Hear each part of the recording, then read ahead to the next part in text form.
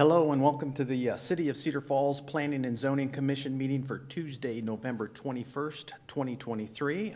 Call the meeting to order. Could I get a roll call, please? Yes. Alberhaski, Here. Chrisman, Here. Grubevich, Hartley. Here. I'm not going to call, Leeper's not here. Lynch is not here. Moser Here. and Stallnacker.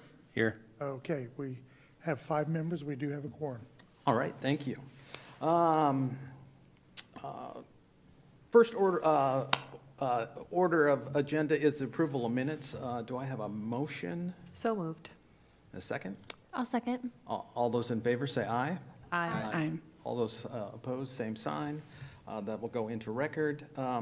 This is a section of the meeting for public comment. If there's a public comment on anything that is not on the agenda tonight, I do not see any takers, so we'll move on to old business. And the first item on old business is land use map amendment and rezoning from R1 to MU to RP for approximately 55 acres located north of Eldridge Elementary School. And That would be JD, me. thank you. Thank you, Mr. Chair. So good evening, everyone. This is the old business. This is a public hearing for the proposed land use map amendment and rezoning for Panther West. This area is about 55 acres, located north of Aldrich Elementary School and south of West Green Hill Road. And I would like to just provide background since this is a public hearing for people who may be watching online. This is an area that is currently being considered for rezoning. This parcel had some history. 14-acre parcel hatched in green color on your screen was rezoned from A1 to MU with an approved MU district plan in 2016. The idea was to build a multi-use development consisting of residential and professional office space. And thereafter, a preliminary plat was approved for that area. And then the blue hashed area, which is about 40 acres, was rezoned from A1 to R1 in 2019. And a preliminary plat for that area was never approved. Hence, the entire area being considered for rezoning and land use map amendment is unplatted. Yes, the proposal is to request rezoning from R1 and MU to RP, which is the planned residential district. And the other part of request is to amend the future land use map in the city's comprehensive plan from neighborhood, commercial, and mixed use, greenways and floodplain use, and low density residential use to low density residential use. And just to make a note, RP zoning district requires submittal of a master plan and a development agreement that guides the proposed development. With that, we would start with land use map amendment because without the land use map amendment, we won't be able to approve the rezoning. So this would be the first part to consider.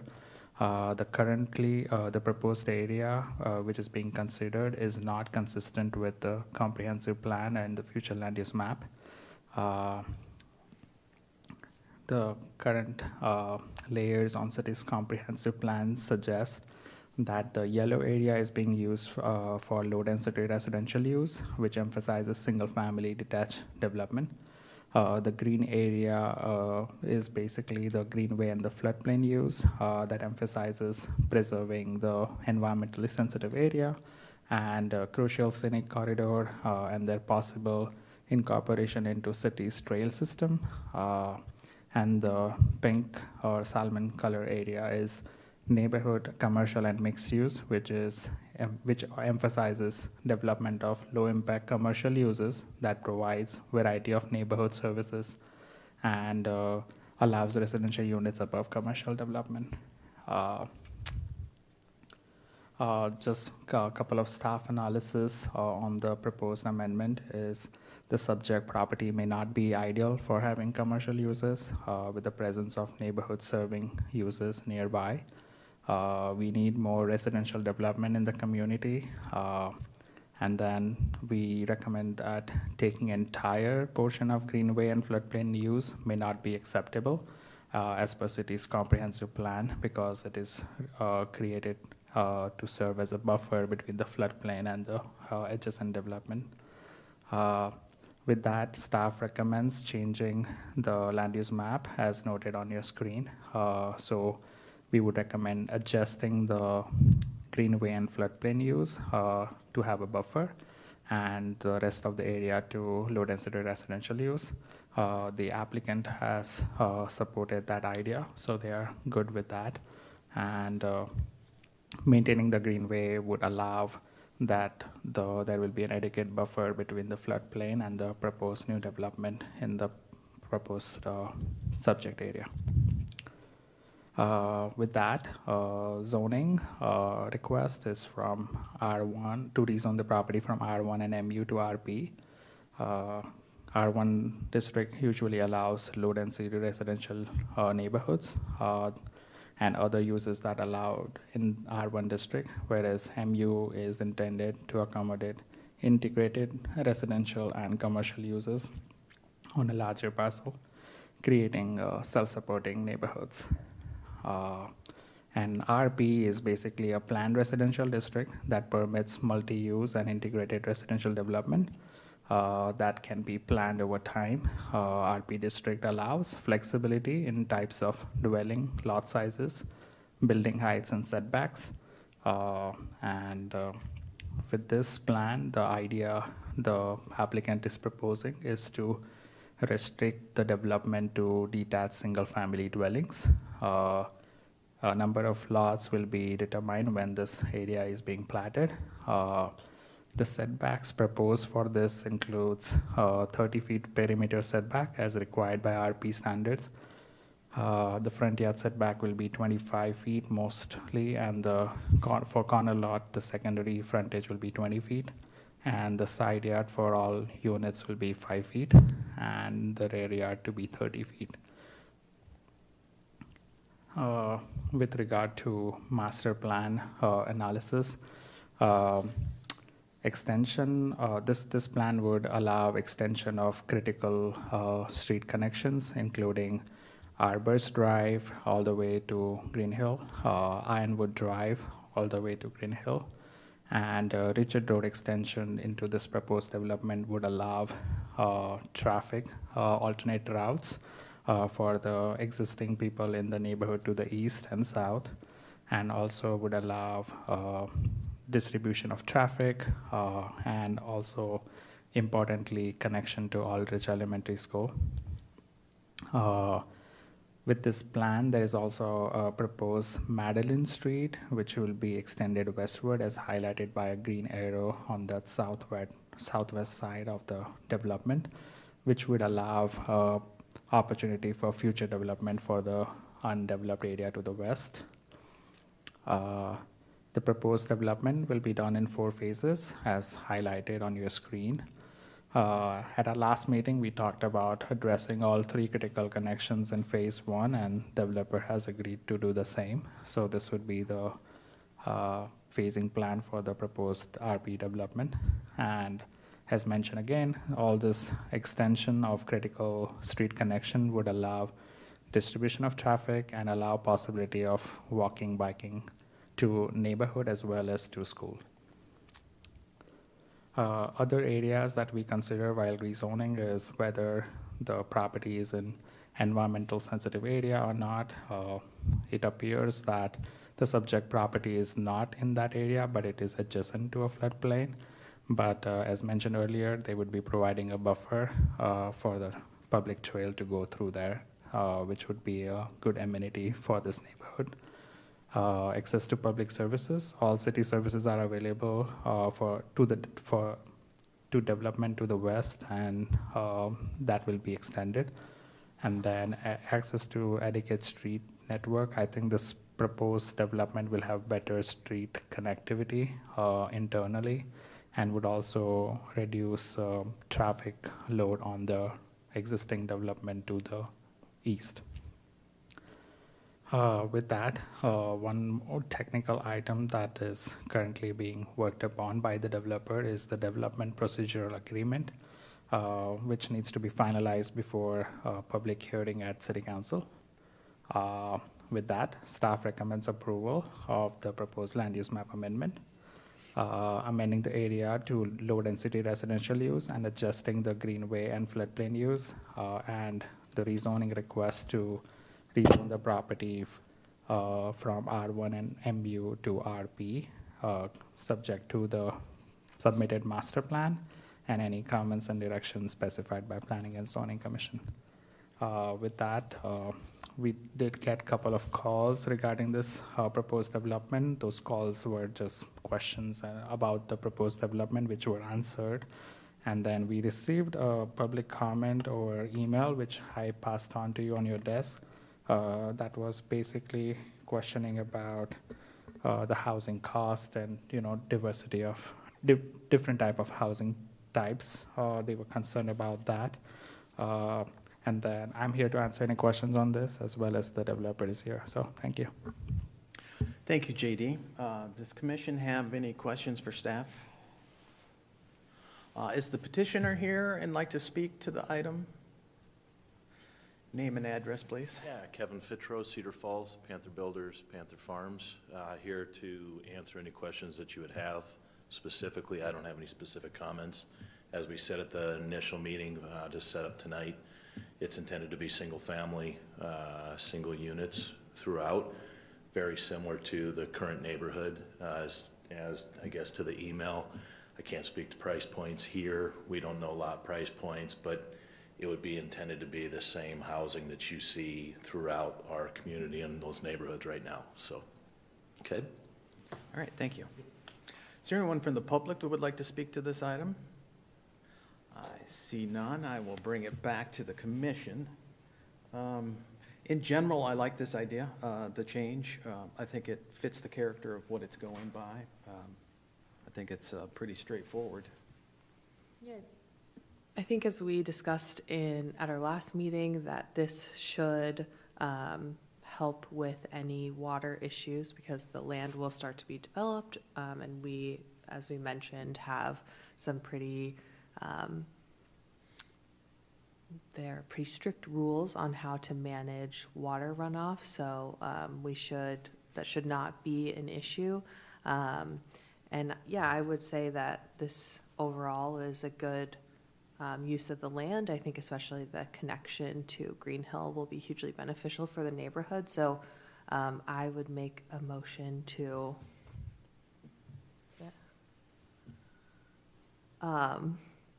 hold a public hearing and to make a recommendation to City Council to approve. Yes. All right, we have a motion. Do we have a second? I would second that. Am I able to ask just a question of Yes, you clarification can. before we move on to that too? So I just want to double check for the process here. My first experience with this from this early on, how we're looking to approve the land use amendment, amending the area to low density residential use, and adjust the greenways and floodplains. So we talked about how the developer is amenable to doing the bike trail and everything like that. When does that get laid out exactly how much space that is? As I read the recommendation here, it doesn't spell that out. So when does that happen? The platting or? Yeah, sure. So yes, that will be discussed at the platting because that's when we would know like the grade changes and possible areas to make sure that the trail is intact. And just to clear, the developer won't be putting any trail. It's just a reserved easement for city trail in future. Thank you. All right, thank you. Any more discussion on this? We have a motion and a second.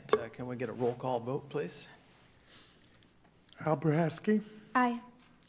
Chrisman, Aye. Hartley, Aye.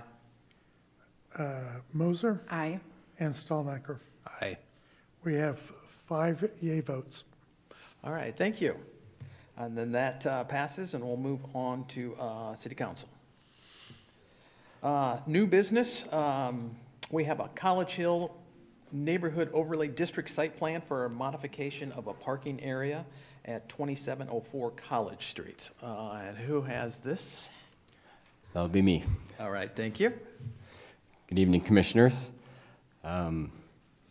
So, let's see.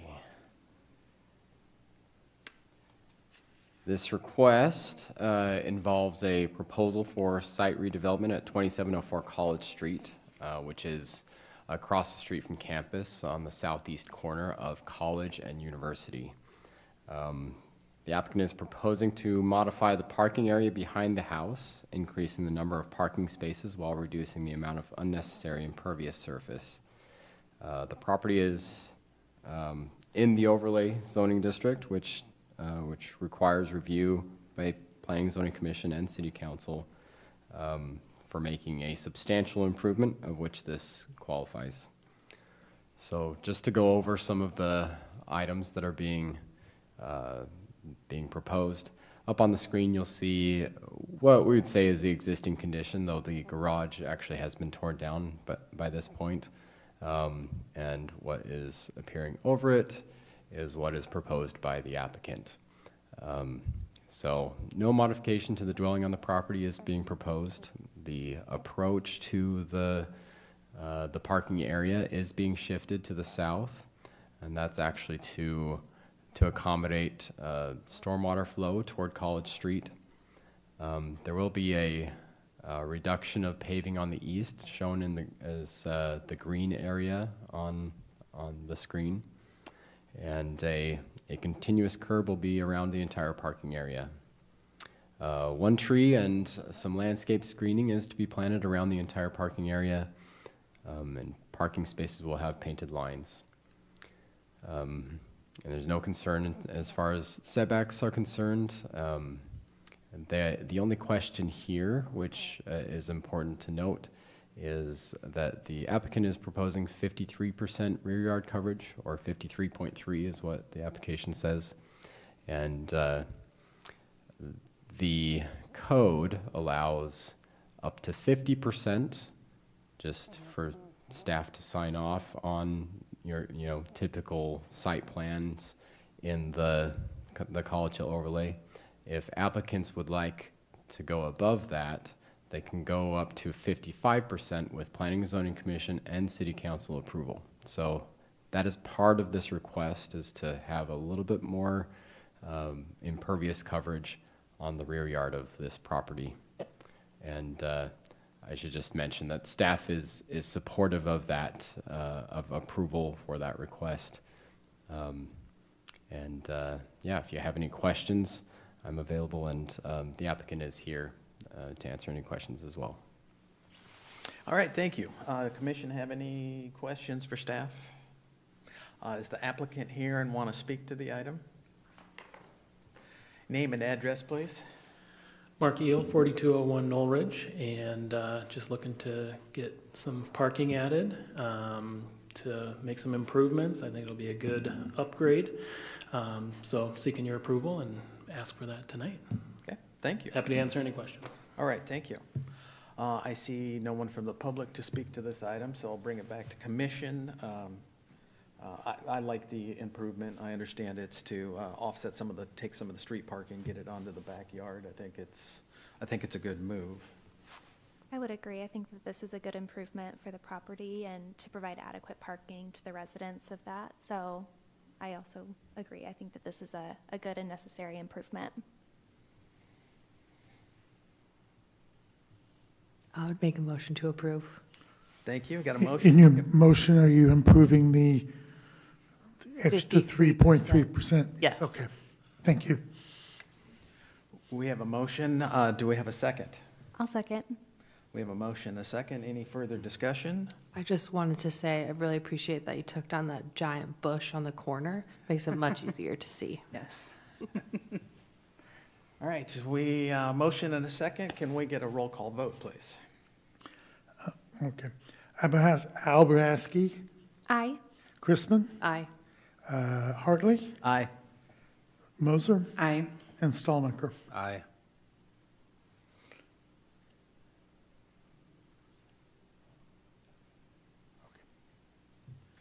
All right, thank you. And that'll move on to council.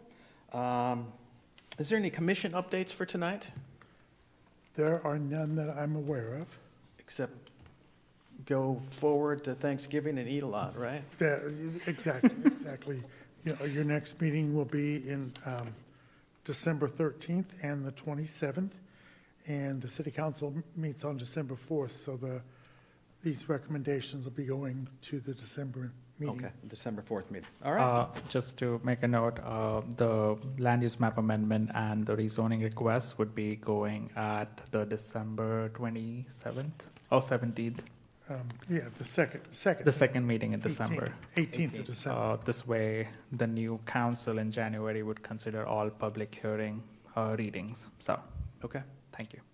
All right, thank you. And I think that covers all our agenda items. Do I have a motion for adjournment? So moved. We have a motion and a second. All those in favor, say aye. Aye. Aye. All those opposed, same sign. We are adjourned. Thank you. Have a wonderful evening.